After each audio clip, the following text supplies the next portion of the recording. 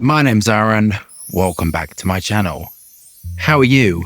I'm fantastic and I'm doing really well. And today I'm viewing Fahrenheit by Dior, and this is the Eau de Toilette. So this is £69 for this. This was really difficult to get hold of. I had to go to, it wasn't available online, and I had to go to about 4 or 5 shops to get it.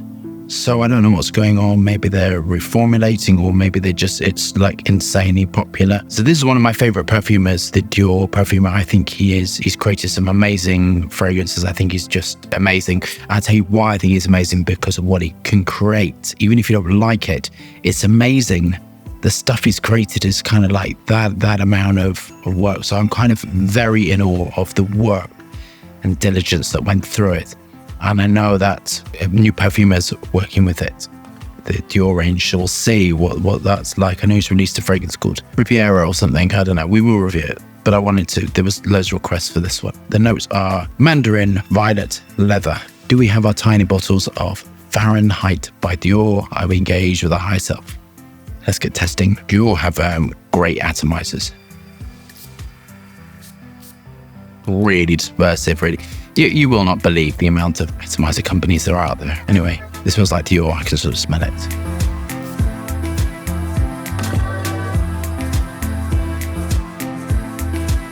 So, based upon lots of wood compounds, this is a wood-based and citrus-based fragrance based on Iso Super.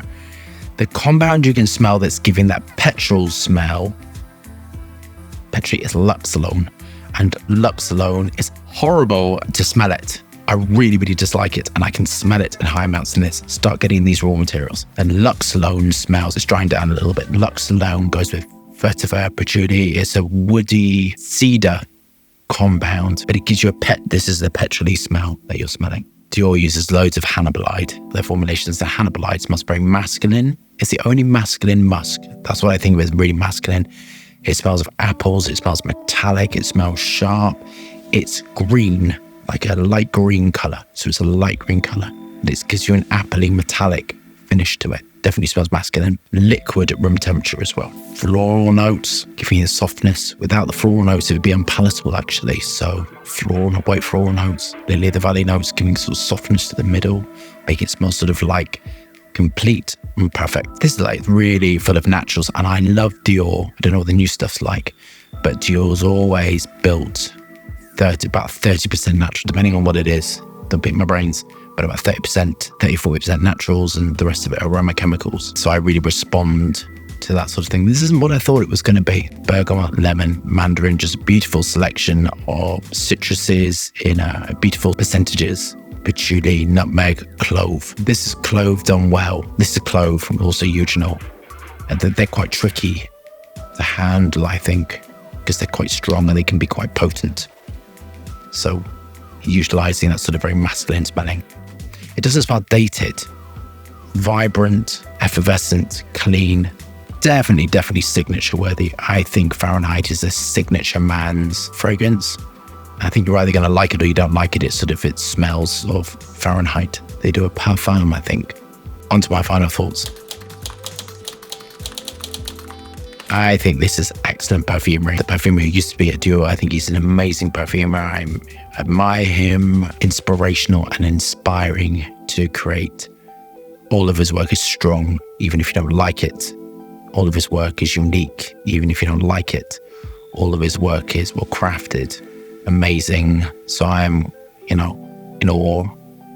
My perfume is of that caliber. It smells like Dior. It smells French. Dior is the exception to the rule of French perfumery being not offensive, not being too strong. Dior fragrances tend to be very strong and always, I think, value for money. It's similar but not the same. It has sort of similar qualities of the Sauvage Elixir, but it's not. But it's kind of the use of clove and ambers. Similar, but they're completely different. But and the structure of the musk choice as well, and the white floral notes. They're not the same, but I can sort of smell the signature and using sort of those sort of things, if that makes sense. So I'll go through my final marks and thought processes. Dior, super professional, great company, safely legal compliant. I know, they just do their job properly. Great for the money. Longevity is great. Projection is great. It smells great, but I don't like it. purely because it's the amber woods and the sort of the cedarwoody sort of smell to it. It's kind of not for me, to be honest with you. But I think it smells very nice. It smells very clean.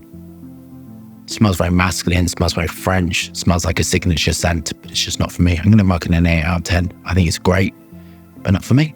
So if you love that review, thumbs up and subscribe for more fascinating, interesting content. Lots of moving hands and lots of fragrance views. Hope you're staying safe and well. See you soon.